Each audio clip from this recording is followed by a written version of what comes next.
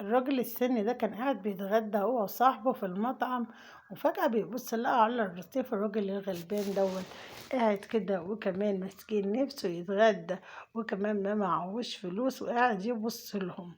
طبعا قام بكل ذوق واحترام وقام جايب علبة وملاها من كل الأكل اللي موجود قدامه.